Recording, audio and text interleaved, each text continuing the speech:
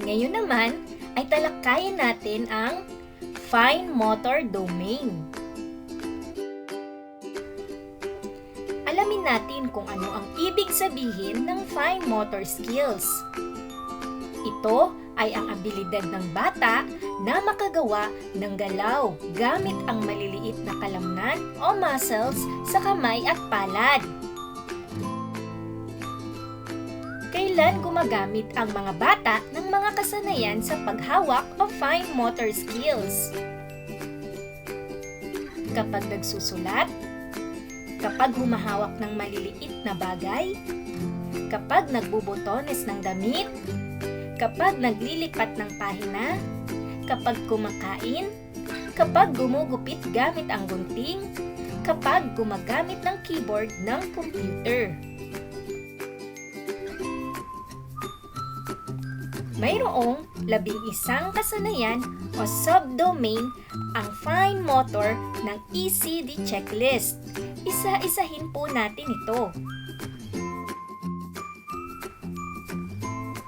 Ginagamit ang 5 daliri sa pagkuha ng pagkain. Kinukuha ang mga bagay gamit ang hinlalaki at hintuturo. Nagpapakita ng higit na pagkagusto sa paggamit ng partikular na kamay. Nilalagay o tinatanggal ang mga maliliit na bagay mula sa lalagyan. Hinahawakan ng krayola gamit ang nakasarang palad.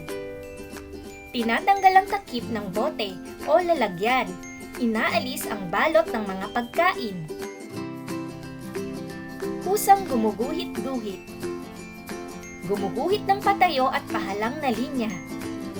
Kusang gumuguhit ng bilog na hugis. Gumuguhit ng larawan ng tao, halimbawa ulo, mata, katawan, braso, kamay o paa. Gumuguhit ng bahay gamit ang iba't ibang uri ng hugis, halimbawa parisukat at tatsulok. Ngayong alam na natin na may 11 subdomain o kasanayan na nakapaloob sa fine motor ng ECD checklist, ano kaya ang dapat tandaan ng mga magulang sa pagsasagawa ng ECD checklist sa fine motor domain sa kanilang tahanan? Tandaan! Ang mga subdomain sa fine motor ng ECD checklist ay mga kasanayan sa paghawak na kaya nang gawin ng bata.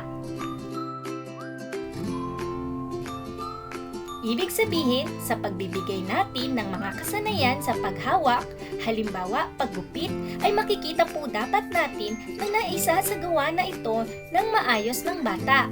Kung nakikita ninyong kaya nang gawin ng bata, ay maaari po natin itong lagyan ng check sa ating ECD checklist.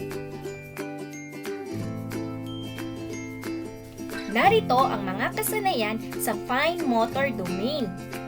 Sa pagsagot sa checklist, ang mga kasanayan na nagagawa na ng bata ay maaari nang lagyan ng check. Lagyan naman ng guhit ang hanay kapag hindi pa kayang gawin ng bata.